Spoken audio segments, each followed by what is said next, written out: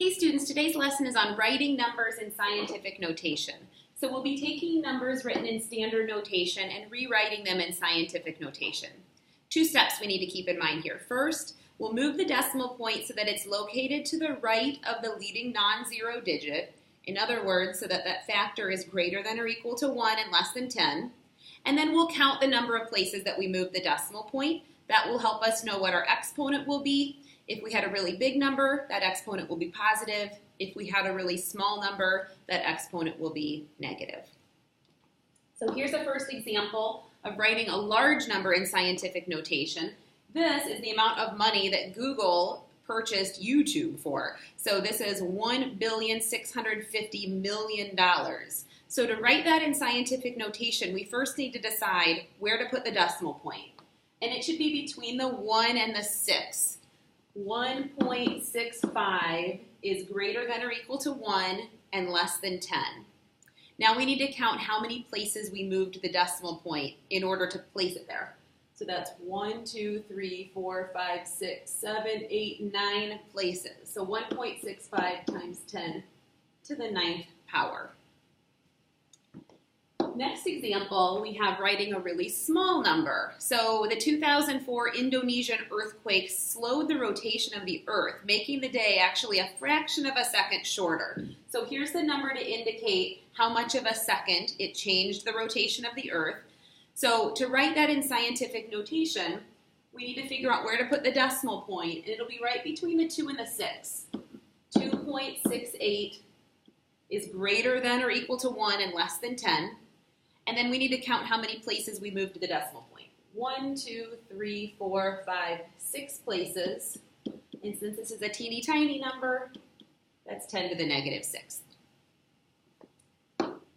All right, our next problem is talking about an album achieving diamond status. So if an album sells 10 million copies, it will achieve diamond status. So like gold, there's platinum, and then diamond is the best.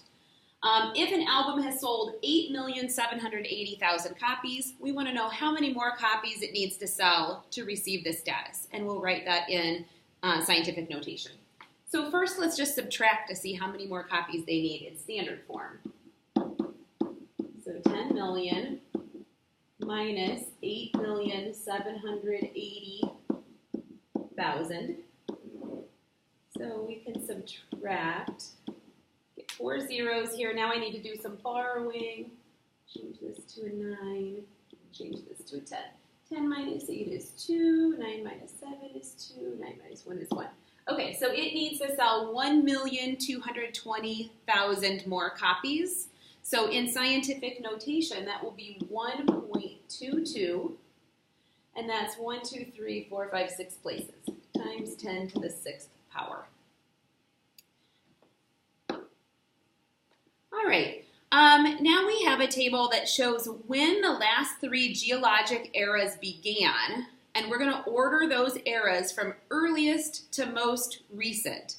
So if we want the earliest era, that's the era that began the longest ago, so the largest number. So as we're looking at comparing these numbers, we see that they're all written correctly in scientific notation. They're all between 1 and 10. And we have 2 eras that are that the exponent is 8. So that power of 10 is 10 to the 8th power. So these 2, the Paleozoic and the Mesozoic, are the longest ago, right?